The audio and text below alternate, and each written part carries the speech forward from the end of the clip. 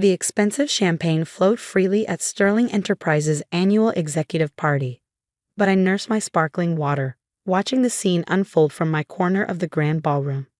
My $50 phone sat on the table beside me, its scratched case a stark contrast to the glittering chandeliers and designer outfits surrounding me. Is that really a technophone? Madison Williams, the regional manager's wife, didn't even try to hide her disdain as she peered at my device. I didn't even know they still made those. Her perfectly manicured hand clutched the latest iPhone, its designer case probably worth more than my entire phone. I smiled politely, used to these reactions. It makes calls and sends texts. That's all I need. But darling, Madison's voice dripped with false concern, loud enough to attract attention from nearby tables. How do you even take proper photos? The camera must be dreadful. Before I could respond, James Sterling Jr., the CEO's son and heir apparent to Sterling Enterprises, sauntered over, his signature smirk firmly in place. Mother was right, letting the entire staff attend these events really has lowered the tone. He picked up my phone, turning it over with 2 fingers as if it might contaminate him. What department are you from again? Mailroom? Actually, I'm new, I replied calmly, taking my phone back. Just started this week. Well, Madison jumped in, clearly delighted to have an audience gathering. Perhaps after a few paychecks, you can upgrade to something more appropriate for our company's image. Though with entry-level salaries these days, she trailed off with a theatrical sigh. Speaking of image, James added, straightening his custom-made suit. The board meeting tomorrow will determine the company's new direction. Big changes coming. He winked at Madison. Some people might want to start updating their resumes and their phones. I checked my cheap phone's screen, 7:58 p.m. Perfect timing. The board meeting was actually moved to next week. I commented casually, taking a sip of water. James laughed loudly, drawing even more attention. Sweetheart, I think I would know about any changes to the board meeting. I am the CEO's son. Oh yes, James Sterling Jr. I smiled, standing up as I heard familiar footsteps approaching. Which makes me Sarah Sterling. The room fell silent as my father, James Sterling Sr., CEO of Sterling Enterprises, walked in, his commanding presence drawing all eyes. I see you've all met my daughter. Madison's champagne glass slipped from her fingers, shattering on the marble floor. James Jr., my half-brother who'd never bothered to attend any family events or look at photos of his father's new family, turned an interesting shade of pale. Since we're all here, Dad continued, his voice carrying across the now silent ballroom, I'd like to make an announcement I'll be officially making at next week's board meeting. After 30 years as CEO, I'm stepping down. James Jr.'s smirk started to return.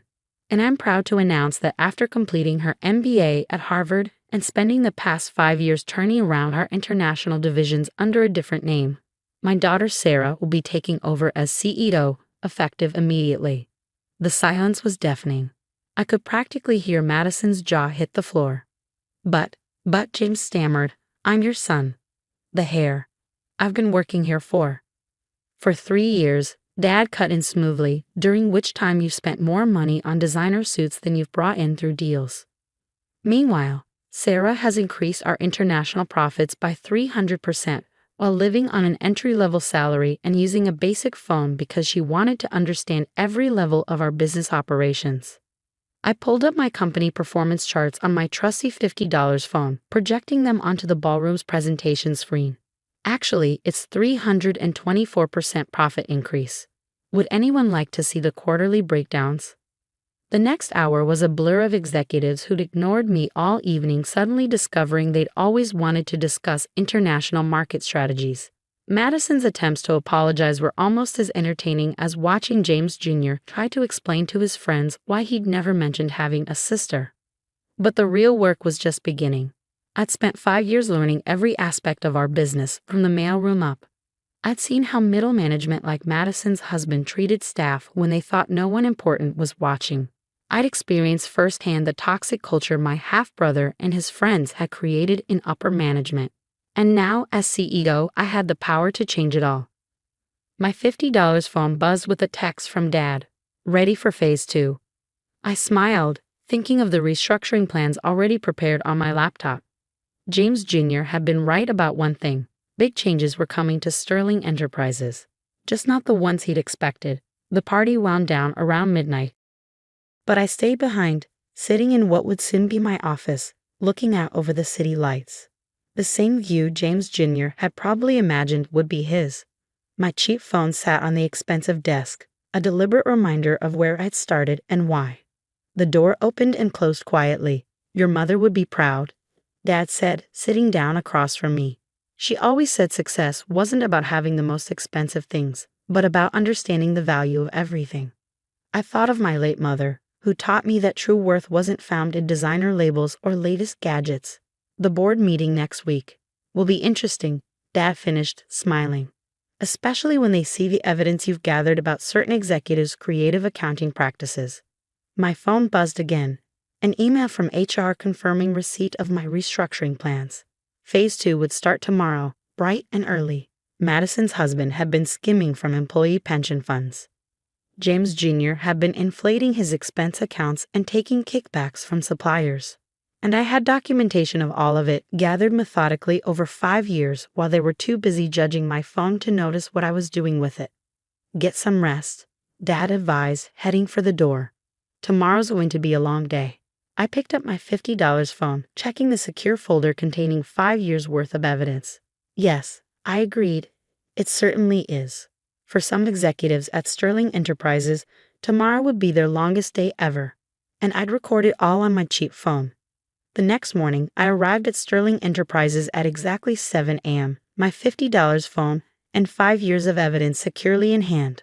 The security guard did a double take when I used the executive elevator.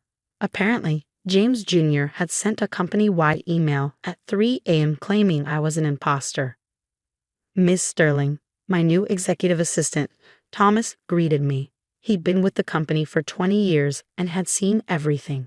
"Mr. James Jr. is waiting in your office with his lawyer." "Perfect," I smiled, pulling up a specific folder on my phone. "Please call security and have them ready." James Jr. sprawled in my chair, feet on my desk, his lawyer standing nervously beside him. "Listen, sis," he sneered at the word. "Let's make this easy. You walk away now, keep whatever Dad promised you, and we'll forget about your little stunt last night." I set my phone on the desk, camera facing him. "You mean like how you forgot about the Miller contract?" His feet dropped from the desk. "What?" "The Miller contract. 3 months ago, you took a kickback of $500,000 to award it to your friend's company instead of the more qualified bidder." I played the recording from my phone. James Jr.'s own voice discussing the deal in what he thought was a private conversation. "You can't," his lawyer started.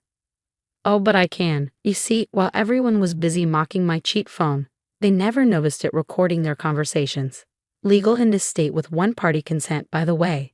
I turned to the lawyer. "You might want to stay for this next part. It concerns your billing practices, too." Security arrived as James Jr. lunged for my phone. "This is all lies. I'll sue." "Actually," I pressed play again. "Here's you admitting to embezzlement last Christmas. And here's your conversation with Madison's husband about the pension fund scheme. The FBI is very interested in that one."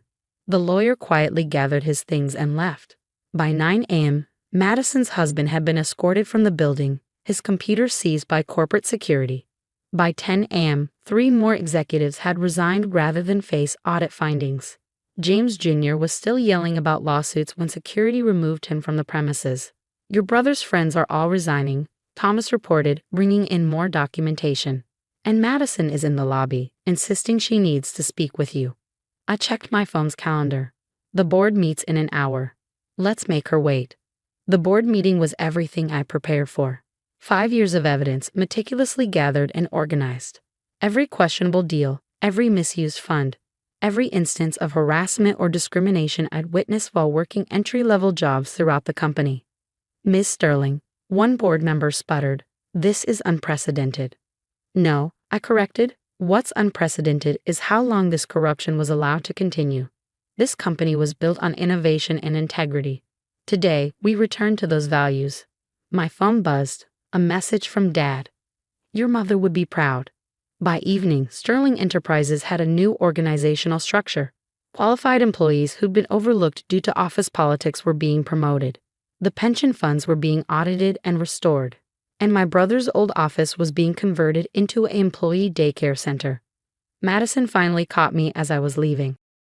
Her designer outfit was wrinkled, her perfect makeup smeared.